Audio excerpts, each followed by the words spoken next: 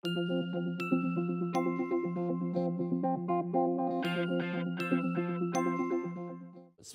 I am, as you will learn by the end of this half an hour, 40 minutes, depending on how long I go, kidding, rather passionate about feet. I think they're amazing.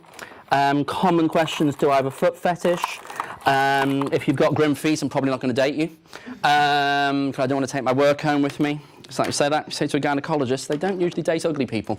I'm very keen about making sure people understand what feet are about. They are wonderful, unique bits of part of our body. They're a million miles away from what we care. We brush our teeth every day, hopefully.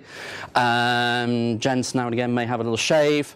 We will certainly look and put some makeup on it for the ladies, but we very rarely care or look about with our feet. From the moment we swing our feet out in the morning, we put them on the floor, to the moment we go to bed, they automatically come into life. And the way you think to understand how that actually is really important and is actually quite a significant thing to understand when we go into the marathon is tomorrow morning, if you remember, you'll have many things in the morning to remember, I'm sure, but try and make a fist first thing in the morning. If I want to try and make a fist now, you feel quite strong. And you could probably, comfortably, punch a wall in a jovial way and it wouldn't really hurt. Tomorrow morning, when the first thing you wake up, try and make a fist. It will feel limp, it will feel not strong, it won't feel as if it's a fist that you could potentially defend yourself with. So we sort of have to move it and get it mobilized and working. However, in the middle of the night, if the urge after a couple of gins and tonics takes you that you have to jump out and go to the toilet, or first thing in the morning when the alarm goes off and you've snoozed it 5 times and you really now need to get moving, we just go out and put our feet on and away we go. And we expect them to automatically spring into life. So the damage that we're going to be managing and dealing with is probably not directly just from 26.2 miles, but it's the months and months of training that people have done and potentially not in the best footwear and things that are supporting them. Colleagues here, remember, I do wax lyrical about different bits of footwear, and I think you're modelling one of my favourite pair, ballet shoes. Perfect if you're Darcy Bustle, not great for walking around on hard surfaces in London. High heels, love them ladies or gents, whatever your profession and personal taste is, but don't wear them all the time. Type of boots I've got on at the moment, nice and comfortable for this, but after a while, not very supportive, not great. Trainers, fantastic. In general, however, even the breathable stuff have a tendency to be a lot more sweaty, a lot more trapping in some ways of some of the moisture. Yes, there are some good wicking ways away that help, but they're great. Sort of sort of Vans type grey, got a bit of rubber cushioning. There's no shoe that's perfect for the foot. Our feet were never designed to be trapped inside something. And that, therefore, when you trap them inside and you run 26.2 miles, there are certain things that go wrong with them. On top of that, you'll see many people who will be coming across the line who are not necessarily doing it in the best footwear because they're doing it for some charity thing, they're doing it in silly boots to try and make a point. You probably saw the guy that ran the marathon across a frozen lake because Ryanair lost all his kit, so he only had his brogues that he was working in. Great image because he completed the marathon, but his feet were destroyed afterwards. Yeah, he did it. Well done, clap, well done to him. You'll get those who've decided, I've got a really good pair of trainers, I'll buy a new pair just for the marathon. Great idea. No, bad idea. I'm going to break them in over 26.2 miles. But there'll be those also who just have not done enough training. So it goes back to my analogy of the morning effect. If you've not done enough to get the feet prepared for it and ready, that's really important. So quick quiz, because it's always really interesting. How many bones in each foot? 26. 26 is correct. How many in 2 feet? 52. You'd be surprised people go, oh, let's carry them on 2. Yeah, 52. Yeah, so 26 bones. So that's an awful lot of things that can already go wrong. It's very rare we see them because it's hard to diagnose immediately. Even sometimes can take up to 2 weeks before you're really going to see something with a certain type of assessment. But what's one thing that therefore we could be seeing in feet on the marathon? So, well done. So let's stick with where I was on the 26 bones, but good. Guy in blue shirt, sweater. So we could see fractures. I've seen probably 2 or 3 fractures. I've been doing this for about 13 years. There was, they have to be barn door. And barn door fracture is a big way, what are you going to see on the foot? Swelling. Swelling, absolutely. 100% swelling. But it's a very different type of swelling. What are we going to see? Coloured swelling. Coloured swelling. We're going to see a dark blood, not red blood, but a dark bruised appearance. That's not someone who fractured it at mile 25.3. That's someone who did it really early on because there's ability for it to show, because it has to permeate through the tissues. If you are seeing a very dark blue foot, not one that I saw when someone decided to run in Adidas and they were brand new and all it was just the dye from their very posh new Adidas, it is something to worry about. It is very rare to happen, to be that frank, but it has happened. So one thing to be aware, they will usually be either in immense amount of pain or just mild discomfort until we do what? Take the shoe off. Why? Because it expands. It does expand, but before the expansion, what's the shoe doing? What do you do if, for the first aiders in the room? So we've got first aiders, we've got nurses, paramedics, anyone else? No. So what's the one thing you were taught about when you've got a fractured bone and you're in the middle of, Snowdonia and you're going to have to take them down on a trolley and things like that? What do we do to the bone? Stabilise it and immobilise it. That's what the trainer's just done. So the pain is then the rush of it being moved. And the problem we have to be aware of then, so again, it's very rare, but it's always going to talk about the exciting things as well, is that the moment you move that, it's not just the fact that the pain and the swelling displaces and it becomes very prominent. It's that you could potentially now start having the bone that's now moving. So the one we had was an absolute acute barn door through and through fracture. You've then got a movement of the metatarsal, central metatarsal. So yeah, excellent. God, this is going to be so much easier. So yeah, absolutely. Another one you're less likely to see on the day, but I've had a few that I've followed up when patients have said, I said, right, here's my number, go and see someone in A&E who won't have a clue what they're doing because they're feet and it's very rarely gets seen. And also, even if you're going to have an x-ray, it's not going to show up. What type of fracture we commonly see in those?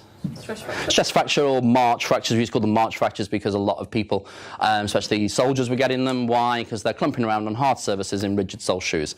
Soldiers aren't designed to march, they're designed to be running and doing different things. So march fractures commonly don't show up till about 2 weeks afterwards on x-ray because you get the bone callus that forms around there.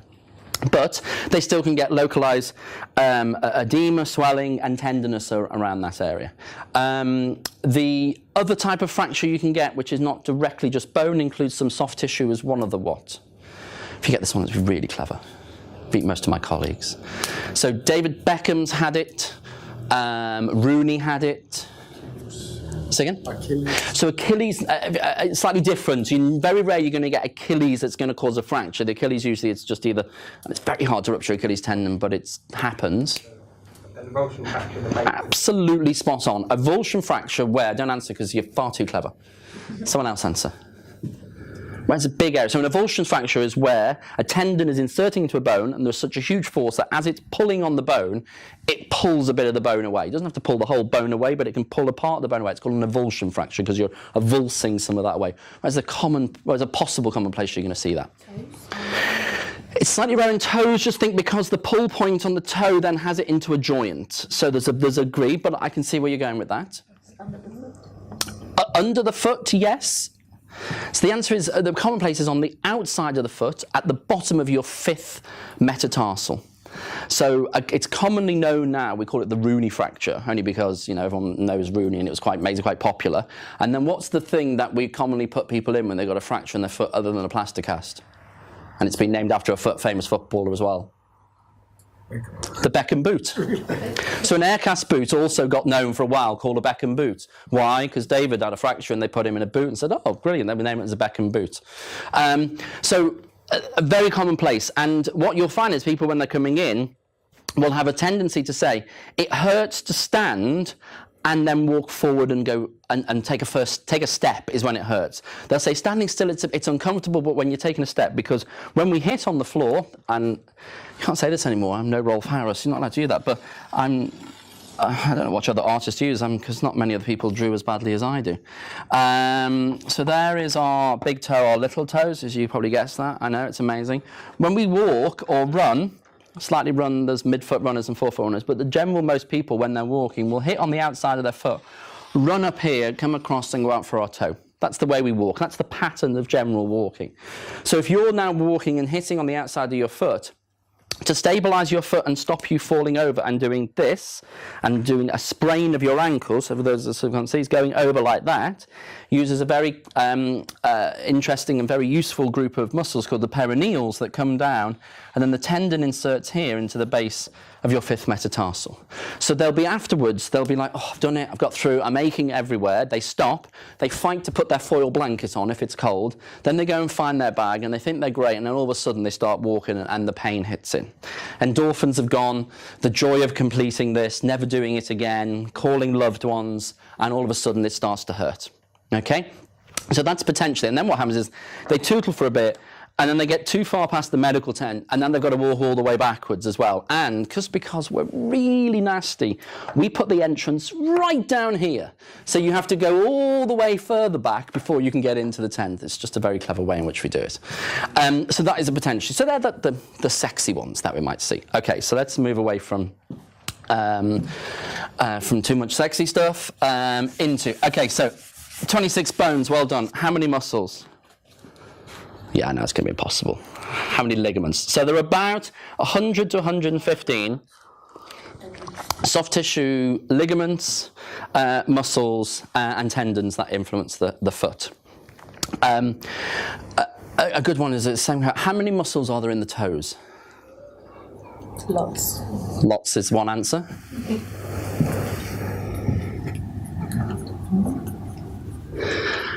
It's different to lots. There are 4. 0. There are no muscles in your toes. There are no muscles in your fingers. There are only bones and tendons. The muscles that activate our hands are in our arm. The muscles that activate our feet, and most importantly into our toes, are external to the body. So you have long, big, powerful extensor muscles on the front, you have flexor muscles on the back that empower in that, so 0. So if you've got something that's going on in the toes, it's going to be one of a couple of things. It's very rare you're going to get a fracture of your phalanx doing this. Fractures in that regard are usually blunt force trauma, where you've kicked something. I'm sure we've all at some point done that, going around the bed in the middle of the night thinking you can creep back in and they won't hear you. No, that's the time you're going to kick your foot. Or when you've dropped something on it. It's usually blunt force trauma in that area. Going back to a bit where you said, could it be the avulsion fracture in the toes? Not usually, because the pull point has always got, a way to absorb the shock. Okay, whereas if you're pulling against something rigid that's not moving, Avon calling, there's very much so. So in the toes, it's quite common that it's going to be, potentially you're going to get the soft tissues that have been irritated. And we're going to come to my favourite thing, which is obviously toenails.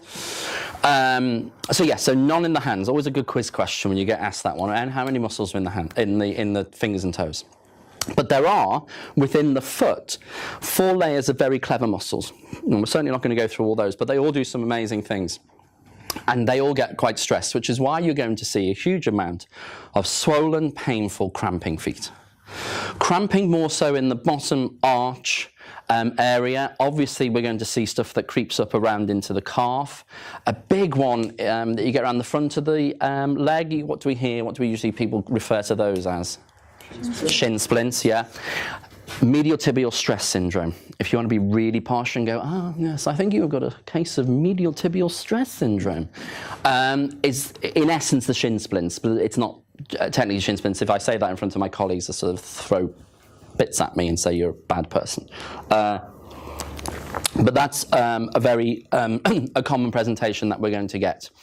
And a lot of that is due to, again, poor training, footwear, other biomechanical abnormalities, which we're obviously not going to fix there and then in the tent, or even at mile 20 if you're covering that point, or at Horse Guards Parade if you're over at that point. But it's nice to, what I like to is, I don't want to just teach you how to do the basic stuff. I want you to understand why, and hopefully it's an education on learning. So, none in there. So the other one that we're obviously going to see around the toe, yes, is the good old toenail. And it does amaze me, the number of times I've seen patients who come across and they've got problems with their toe. Beautifully manicured nails. They had them done the week before just for the marathon. That gorgeous shellac. Yes, I know about a shellac. It takes hours to do, and then they go and run a marathon. The challenge you're going to have with people who've got lots of toenail polish on is what? Can't see what's going on underneath. And one big problem you have with any injury is when you can't expose for whatever reason there is and see it, that makes it quite challenging to deal with. So we do see a lot of nails that come off, technical term we call lysed. It's called onycho. Onycho is the Latin for nail. Onycholysis means nail is coming away from the nail bed. If you've ever done that one when you catch your nail and it pulls back and you go, oh, if anyone ever thought to come into me and torture me with my nails, I'd be like, I'll tell you everything you want to know. You know, they can very easily come away, but that can either be by someone who's wearing the wrong size shoes, so it gets caught and it gets bashed. But more importantly, you can get repetitive trauma when running because, you know, the extra force that's going through the foot, sometimes the toes are just bashing at the end of the shoes no matter how well fitted they are. And something else can eventually cause the nail to rise, and what could that be? Or come away, or be pushed away. Impact.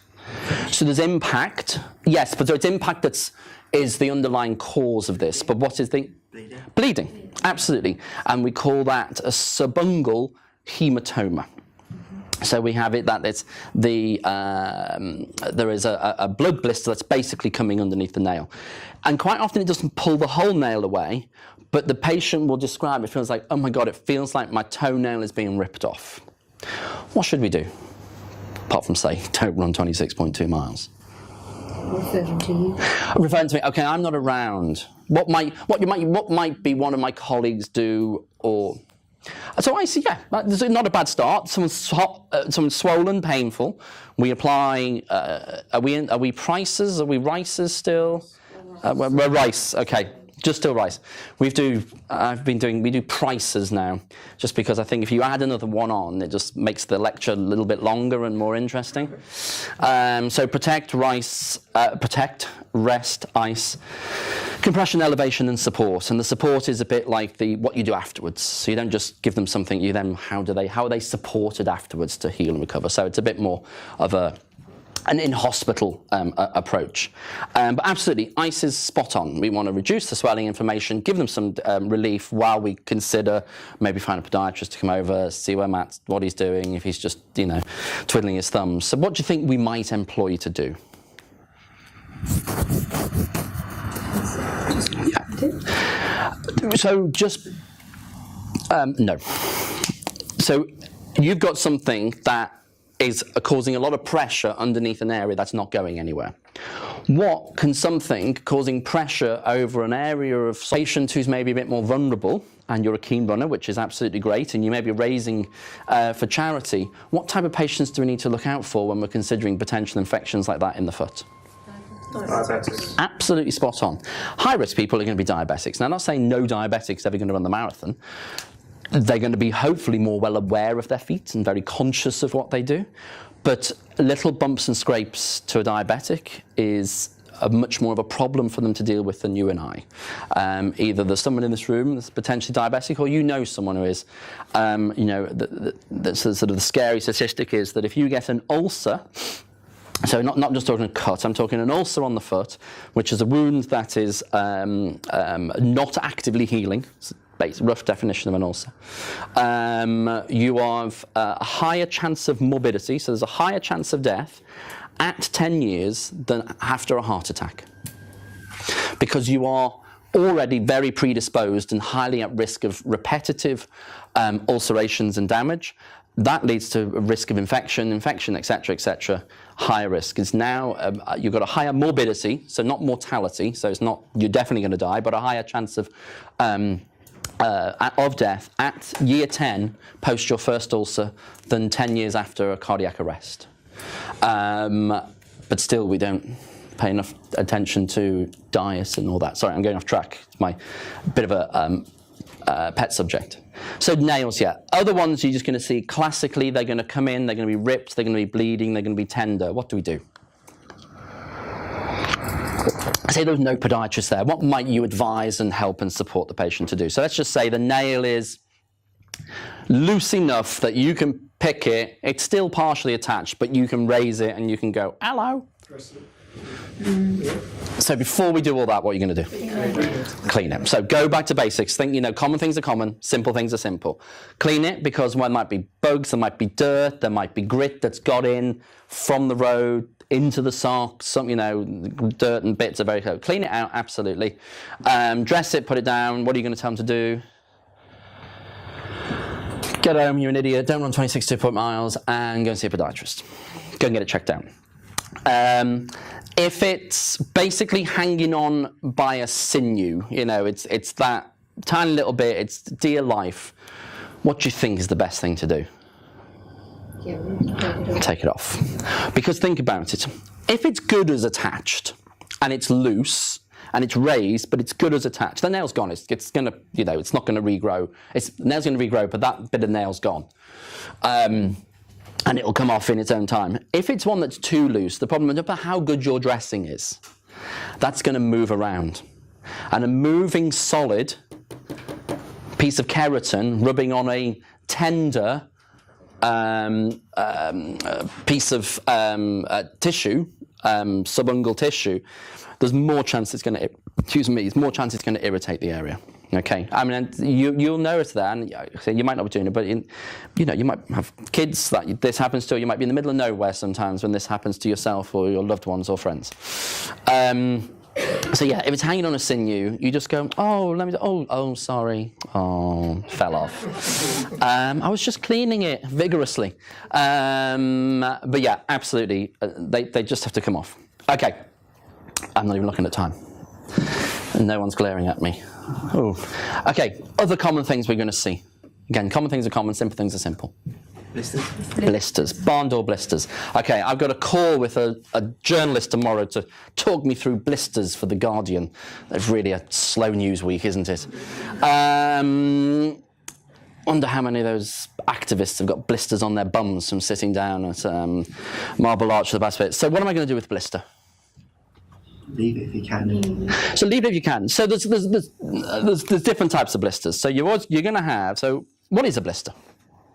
Trap fluid on the skin. Absolutely. So you've got many layers of the skin, but principally into the epidermis, down to the predermal layer, you've got extracellular matrix fluid that has come in as a protective mechanism. It's a beginning of a protective mechanism. For those that maybe go to the gym a lot, I pretend to think I do, but I don't go enough. Those who maybe do a lot of gardening, now we've got back into the gardening season, you will commonly find that you get nice callus that forms on your hands.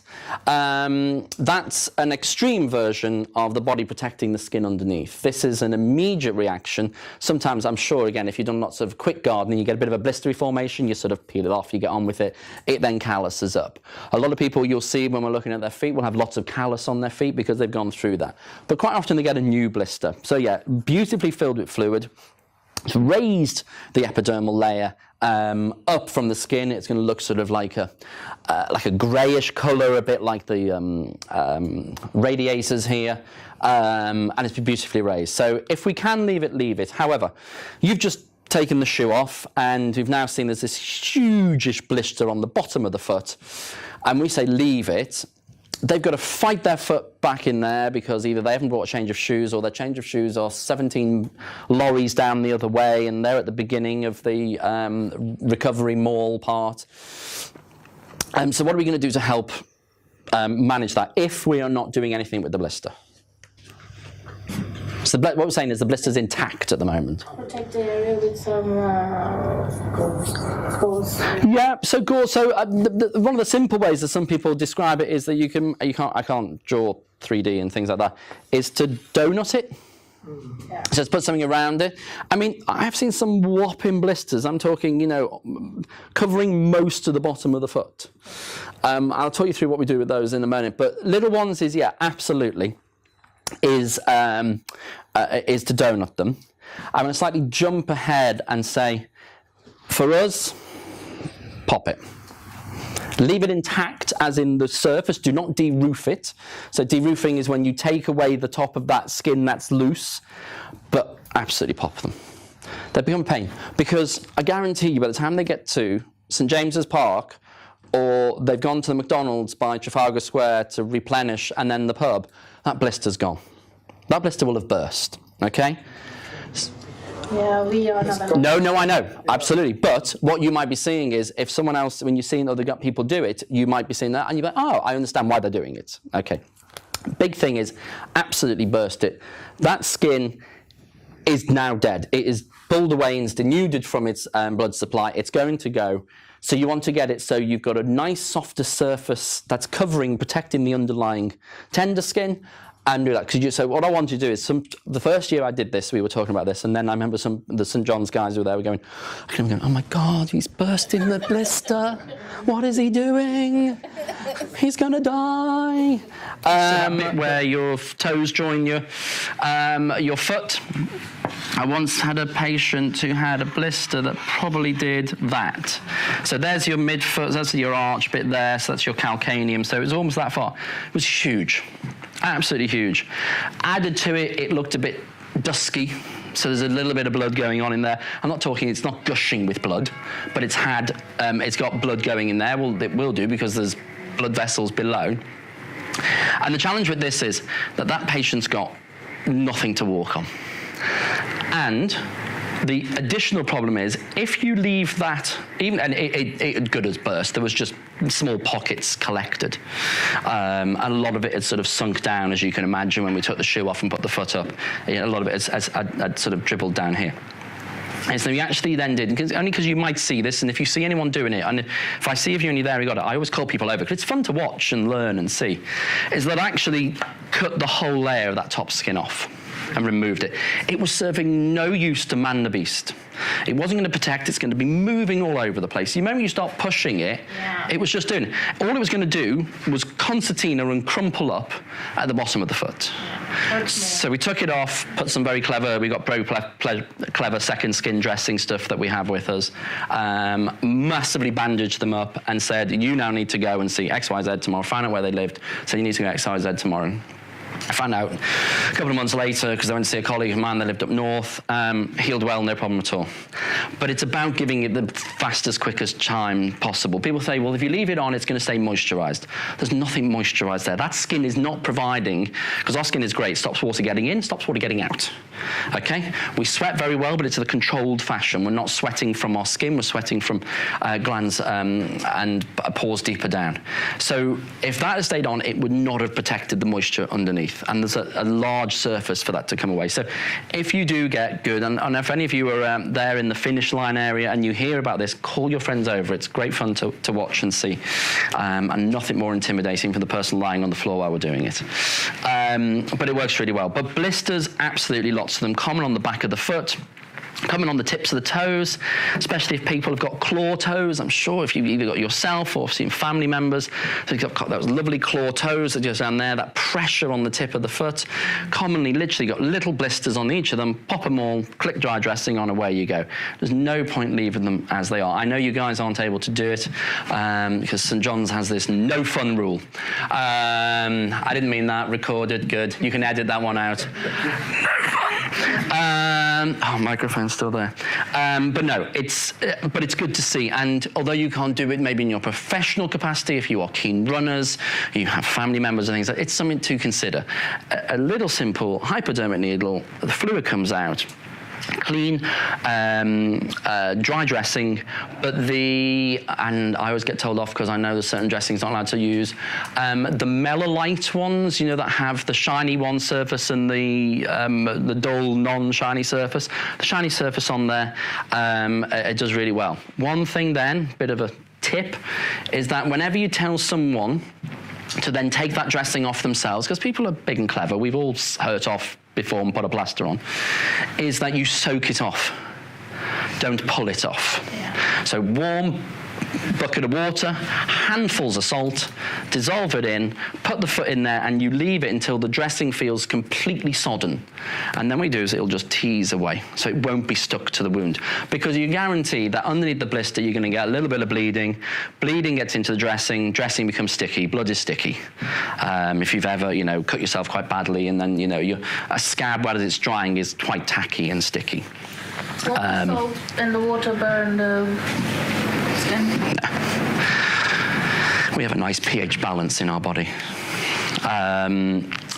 you can just do warm water, but the sort of salty water, we use if you're posh in the clinic, you get your little saline sachets out and you can squirt a little bit, but saves cash. You don't need it. It does exactly the same with a bit of handfuls of salt. Not Jamie Oliver's posh, salt that you put on your sweet potato fries. So really common ones like that. Now, there's one thing that you may end up doing, that's very important, especially if you're not at the finish line where we all are, because we only cover the finish line on the north and south, and there's usually a little one.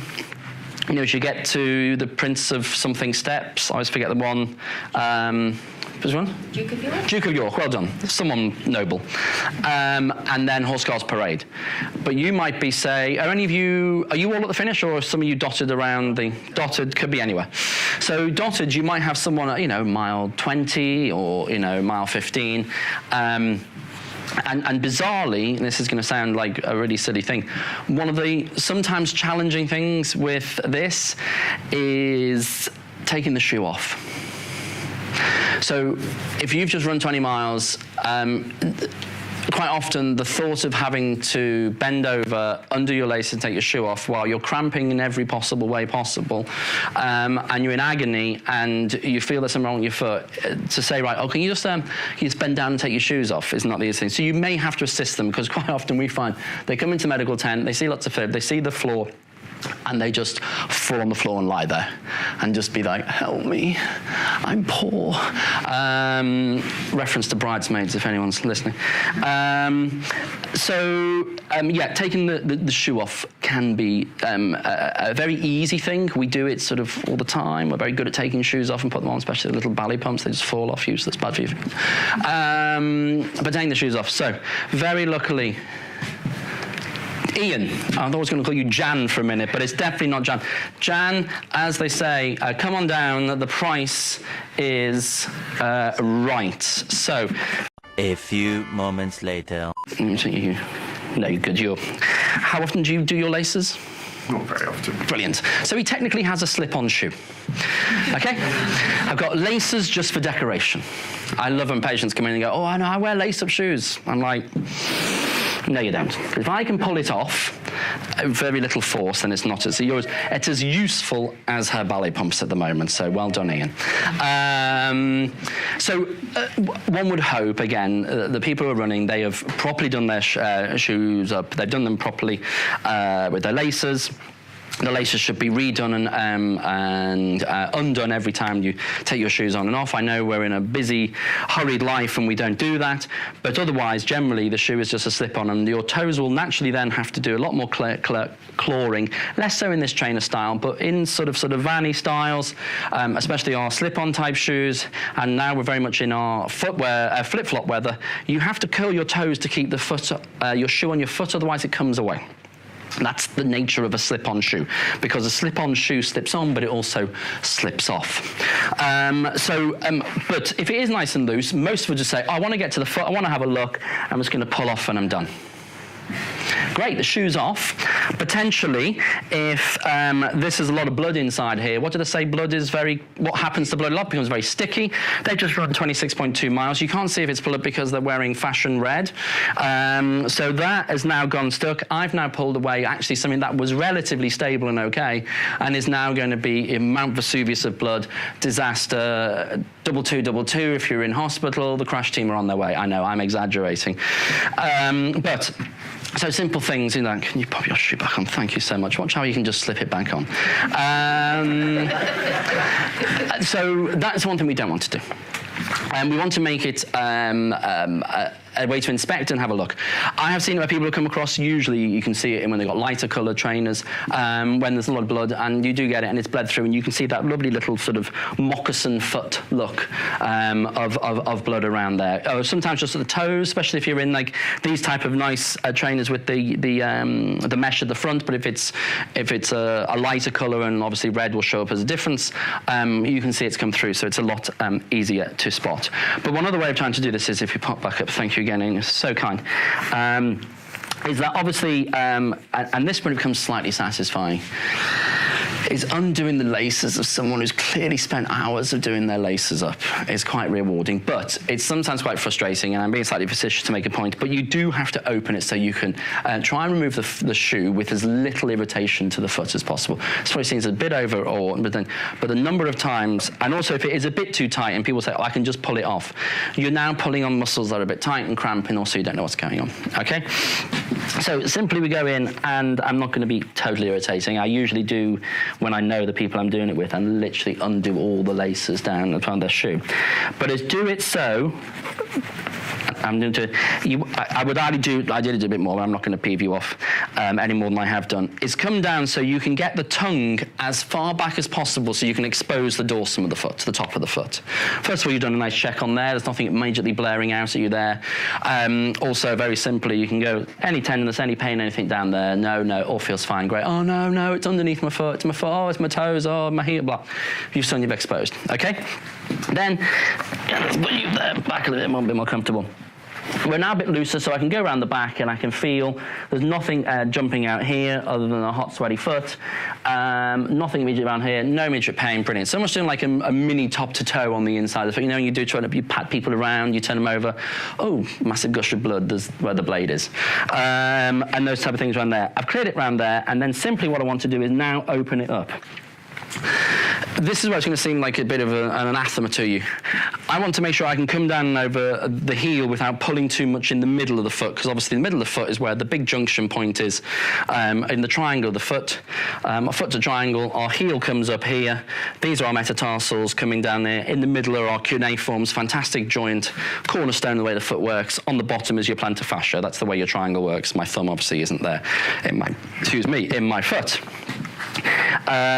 So we want to do is to get it so I'm not going to be pulling too much on the back of the heel, which is then going to be pulling the foot up and moving the front of the toes up. So what I do is, what again seems like a bit of anathema, is I slightly push back onto the heel a tiny bit, just so I can get enough traction to then pull round and simply move it a lot easier. And that way, I've cleared the sides, so I've checked there's nothing rubbing on it. I've not pulled as much, and potentially you just have to say yes at this point, it really will help the lecture go a lot easier, is probably what you felt a lot less then, is there wasn't the movement that felt like your foot was being moved up because I was taking your shoe off, rather than with that one when I did it, and it felt like I was pulling you up and off. Absolutely. Well done, good answer, Ian. 10 points to you so far. Oh, look, running as well. Oh, Ian. With a big tick, correct, 10 points. And then a quick check inside. Simple things, because there might be a whole load of grit and dirt there that's been causing all the rubbing, or we don't know. We then obviously try and remove there. If this is incredibly stuck on, because we've got lots of blood on there, socks on there, hopefully these people are now potentially wearing things like the double layer socks, quite helps to reduces friction between skin and the sock. The friction happens between the sock and the sock lining. Is that if it's really bloody on there, again, don't think about removing the sock before you do that. You can cut, it's a bit, someone's probably spent an awful lot of money on those for those things, but again, just soak it a bit. Grab some saline grab some saline sachet, soak it, just tease it off a bit, and then come away from it. So those types of things, it always looks, oh my God, we're literally just doing some basic feet. These people have just pounded them. The big thing that's one that we're waiting to see what Mother Nature does to us is, the real problem we're going to see, and we see always more feet, is when it's hotter. So the sweat effect then comes in. Thank you. Ian, a round of applause, Bazzy. Goes back to his chair with no prize. Is the sweat effect. We all sweat. Bar the young lady who has her feet in sandals, which are nicely airing at the moment, all our feet will be in a process or element of sweating at this moment in time. Some more than others. As obviously the heat increases, one ways in which we lose heat through the body is through our hands, our head, and our feet.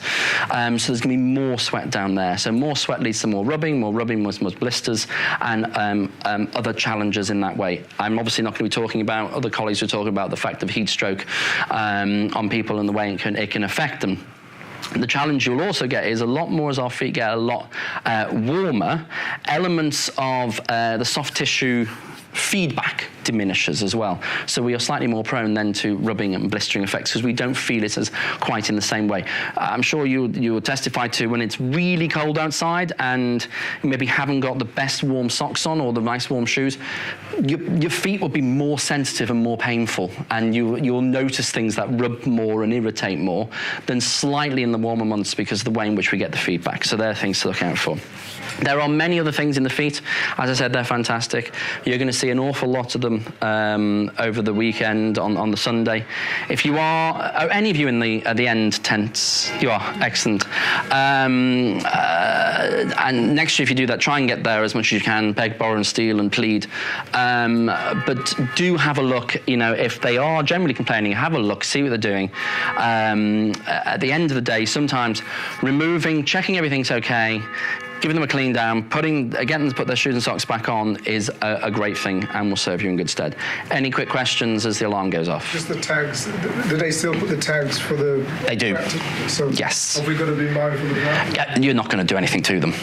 Yeah. I mean, if you see someone slightly going off and getting on the tube and trying to come back at St James's Park, but no, you can't damage or irritate them by doing that, no.